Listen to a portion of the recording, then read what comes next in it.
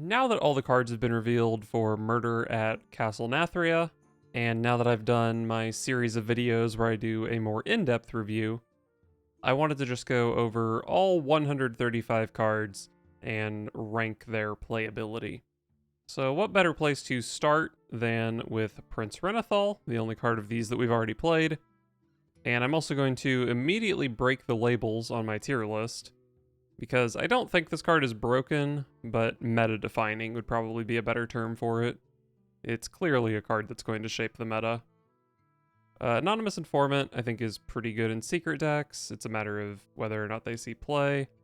The Ashen Elemental, I think this card is called, it's definitely a tech card. It's probably on the lower end of tech cards. It's like pretty situational, but if the right meta pops up, it definitely could see play.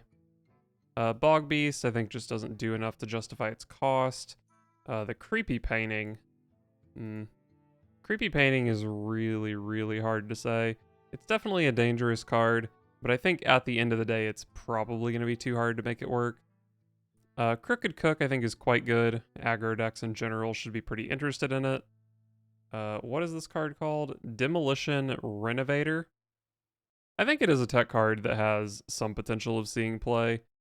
A lot of the locations are pretty nasty, and if there's like some specific combo, I could see wanting to destroy locations. The Dinner Performer is also pretty nasty, but I think there's just not a card pool to support it right now. The Dispossessed Soul is going to be a little bit too inconsistent to activate. Dredger Staff buffing your hand, I think, is definitely pretty good. It's somewhere around 3 stars or 4 stars. I don't think it's a shoo-in even for aggressive decks, but I think it's a card that'll probably pop up in the meta from time to time.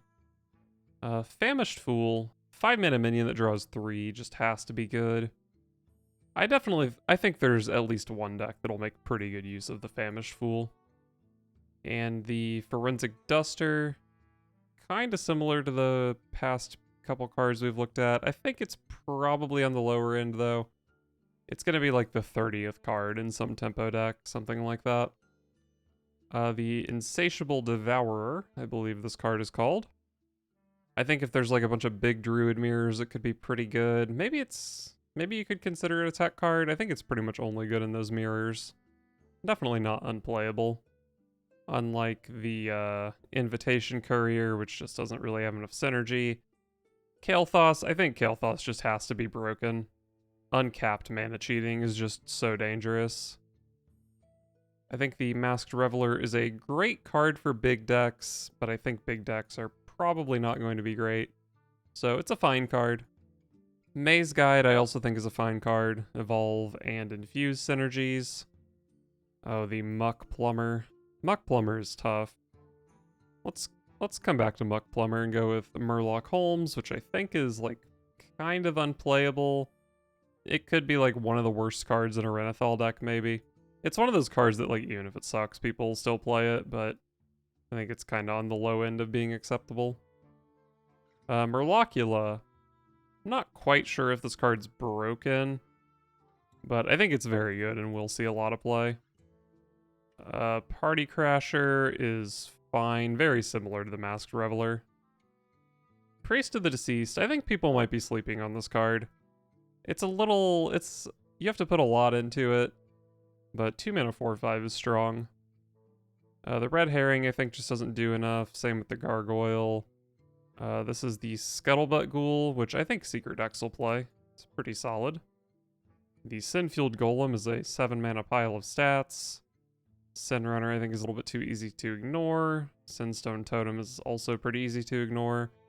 Sire Denathrius. I think Sire Denathrius is pretty good. Probably not quite broken. I do think win conditions will be built around this card. And it probably will shape the meta.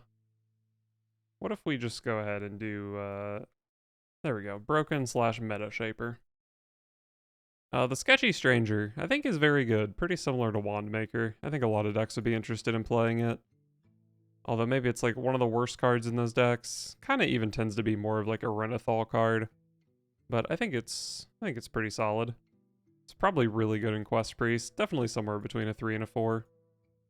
The Steam Cleaner. Steam Cleaner's weird. It's definitely a tech card. but it also might be a bit of a meta shaper, but I think it leans more toward being a tech card. Stoneborn Accuser, I think is probably not going to be good. I like the idea of playing it in Druid with Kael'thas and Brand stuff, but I think it's probably not quite going to make the cut. Stoneborn General, I think is going to be good in big decks, to the point where maybe it's just a great card. Maybe I could even move the Masked Reveler up. I think it's really good in those kind of decks, and one of those decks is probably going to see play. Theatar, I'm like so convinced is broken. And Volatile Skeleton, I think I've settled on this card probably not being good enough outside of Mage, but I do think the Mage stuff is going to be pretty good. And if you're playing a bunch of skeletons, probably just want to play it. Sinful Brand I don't like. Relic stuff I don't like. Weapon that draws 6 cards I'm pretty sure is broken. 4 mana 7/7 that draws cards is pretty good. Soulfire is pretty good. And Bibliomite, I think Bibliomite's probably closer to fine than the other parts of the discard package. Convoke the Spirits, I think is just, it gives you just way too much stuff for 10 mana. Natural Causes, I think, is very solid in Aggro Druid, mostly as a Herald of Nature enabler. The 4 mana Wild Growth minion is definitely OP. Nightshade Bud, I'm a little up in the air about how good Nightshade Bud will be, but I think I like it in Alignment Druid. It's pretty good with Convoke, and it's just generally pretty good with some Druid cards, I think. Planted Evidence, I don't think is going to make the cut. Plot of Sin, I also don't think is going to make it. Topior, I think Topior is fine. Mostly as a dragon for Kazakhstan, I think it's a bit slow outside of that. And the Death Rattle Druid package, I mostly just don't think Death Rattle Druid will be the best version of Druid. On to Hunter, we have Collateral Damage, probably just costs a little bit too much mana. Stonebound Gargon, I believe it's called, just doesn't really fit that well. I do like the Wild Seed package, and I like the Infuse package. Honestly, I think all the Wild Seed stuff is great. I think this one might even be broken. The one that discounts or progresses all your Wild Seeds. For Infuse Hunter, I think Batty Guest and Frenzied Fangs, I think, are both going to be very solid. And I definitely think Altimore is good. Altimore might even be broken, but Infuse 8 is a lot, so I'll say it's just a great card. Might be better, though. Castle Kennels I don't love, but it's probably good enough for Infuse Hunter. Secret Mage I don't have much faith in. The new Secret itself is particularly weak. I think maybe Solid Alibi you could say is a tech card, but I think it's kind of close to being unplayable. Skeleton Mage I like a lot, though. I think all the Skeleton Mage cards are just great. I think Deathborn is like maybe fine, but if you're playing Skeletons, you play it. I think the location is very good, but probably not quite a meta shaper. Frozen Touch I think is very good with all the skeleton stuff, and the 1-drop I also think is very good. So moving on to Paladin, the Buffet Biggin is definitely at the top. Is it meta-defining? Is it broken? I think it's just very good. Not quite broken. The Elitist Snob I also think is very good for pretty much any kind of Paladin. The more I see of Divine Toll, the more I like it. Sinful Sous Chef, also just very good. I think the Countess is closer to being unplayable. Promotion is just a bit too situational. The card draw spell is fine, but it's not great. The Stonehill Defender thing is fine. Muckborn Servant, but it's not great. Paladin Location, Great Hall is also kind of fine. Definitely not unplayable. Could maybe even say it's more of a tech card, but I think it's just too... I think it's a little bit too consistently good to be a tech card. Still a bit situational, though. And Steward the Steward, I just don't think you're going to be making enough Silverhand recruits for it to really be that good. Partner in Crime is just way, way too many stats for 4 mana. That card is for sure broken. Harvester of Envy is bad. Mysterious Stranger is bad. The light it burns is just a very solid removal. Priest Location. I don't think the Priest Location is quite broken, but it is very good, and it could be broken. Identity Theft, I think, is probably just a really solid Quest Priest card. Pelagos is really nasty. Pelagos might be broken. The more I think about it, like, this card just sticks if you play it on turn 3, right? I think Boon of the Ascended is probably just a little bit too expensive. Clean the Scene is probably fine for a Control Priest.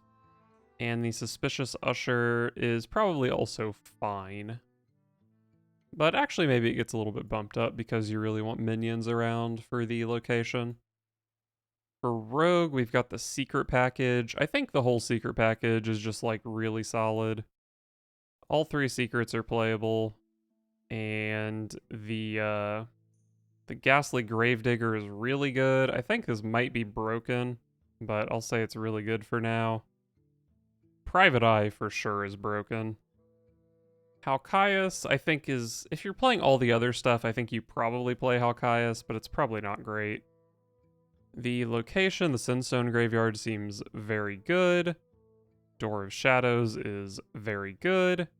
Serrated Bone Spike is also very good. And then finally, Necrolord Draka. I really just don't love this card as much as a lot of other people seem to. It's probably fine, though. Pretty easy to get, like, a 3/3 weapon out of it, I would say. Alright, Totem Shaman. I don't think the totem stuff is going to be good.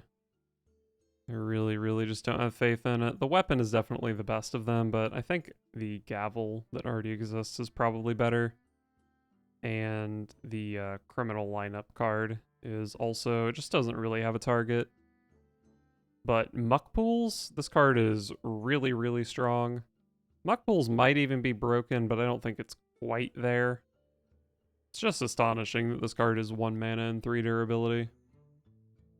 This card is basically just Evolve, so it's very good. The Crud Caretaker just has so much synergy with Evolve and Battlecry stuff. Baroness Vosh, I really don't think is that great on her own, but her synergy with the other Evolve cards is just so good. And Primordial Wave.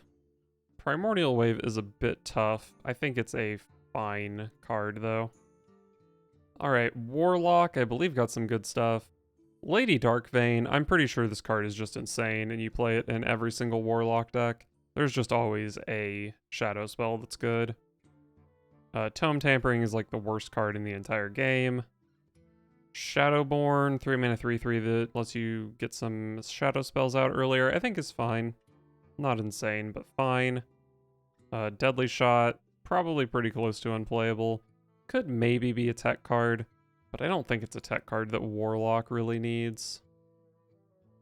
Shadow Waltz, I think, is a very solid card in really any sort of Warlock deck, especially with Lady Darkvein. And the Imp package, I think the whole Imp package is pretty good. Maybe the Mischievous Imp is closer to fine, but because the other Imp stuff is so good, it probably will see play. I feel like at least one of these Imp cards is broken. Probably would be Vile Library, but I don't know if it's quite gonna pass the threshold to go up there. And then Warrior is one of the tougher classes. I definitely don't think Suspicious Pirate is good. Conqueror's Banner, I think, just doesn't quite have a home. Remornia definitely is a good card. Could see play in aggressive or control-oriented warriors. All this other stuff is so tough. I guess I will just go ahead and say that the Muck Plumber is basically a tech card, but I think it's a very scary one. Pretty good at blocking specific things like Entitled Customer, though. I think the Crazed Wretch just has to be a good card. And the Anima Extractor as well. I don't know, man. I might be leaning toward Anima Extractor being broken. These cards are like a package, though. If one of them is broken, the other one's also broken. I think Riot is for sure a good way to activate the Anima Extractor. And most of this other stuff, it's just a matter of, is the Anima Extractor deck combo or tempo? I think Sanguine Depths, either way, has to be good enough to activate Acolyte of Pain, so it's probably a 4-star card. I think Burden of Pride probably goes in either build as well. Actually, Decimator Olga probably does as well. So it's really just the Imbued Axe. Imbued Axe is either a 4 or a 1. I'm going to make the hard read that it's a 1. Actually, I'm just going to continue with my hard reads. I think Anima Extractor and Crazed Wretch are going to be OP. And there you have it, the 100% definitive tier list for the upcoming Murder at Castle Nathria expansion.